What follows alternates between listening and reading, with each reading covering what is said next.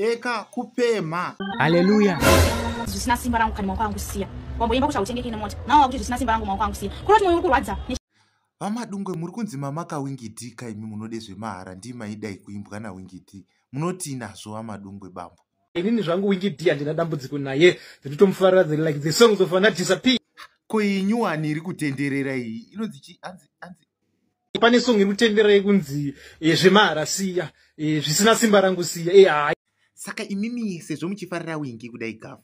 Maakutosiya kamari dzemuri kudai kupuwe mahara mamota maakwa. Maakusiya kaimana Madungwe maakudi taurai tinzwe mati. To me kana my opinion ayo inini pakutsvaka mari handisiyi. Imudhara imi. Saka muri kuti isongu uye mari dzacho muri kudzitsvake kunani mari dzemuri kuti amusiyi muri kudzitsvakepi muri kukurudzirani munoti kune vari kukupai mari nemamota munoti chinazvo doti mupindure ka1 question yandabvunza iyi Mr. Madungwe. Masong ndengoti wangaita mahit pamberi kuti mota na sechivhayo sechivhayo tipei mota tidrive tizvezveudze mafortune aya mabenzi zvenyu musadzokera kumashure nevanhu vane vachiti zvazodai mota ngadziuye tidrive navo sechivhayo vedu vatakapiwa naMwari. Okay, akamusikana ndiye kapaka. Fifi iwe mfana uri kuti chitaure nyaya yako. Chivhayo. Nenyaya yekuti haana kuwanawo motikari aifanira kunge achi. I don't know what aifanira kunge iwana here kuza. Mota chivhayo? Inyaya dzeiko dzemuri kumbotaura idzi vaFifi? Handichazi kunzwisisa asi muri kudefenda Vamadungwe here panyaya dzesiya idzi. Tinoda kuti isusu nhasi tiri kutaure, let's talk about nyaya yesiya song yaMukoma Wingy.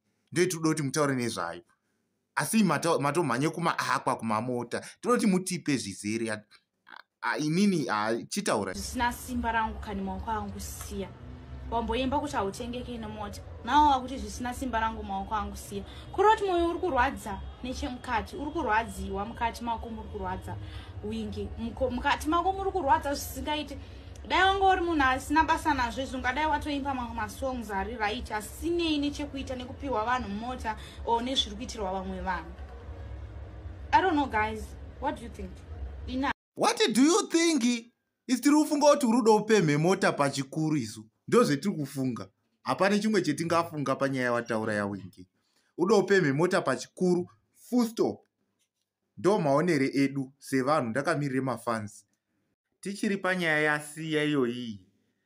Ameno zvodai kutaurwa navachivhayo vari kuti marombe hanzi vaWingy D vari kukweshera.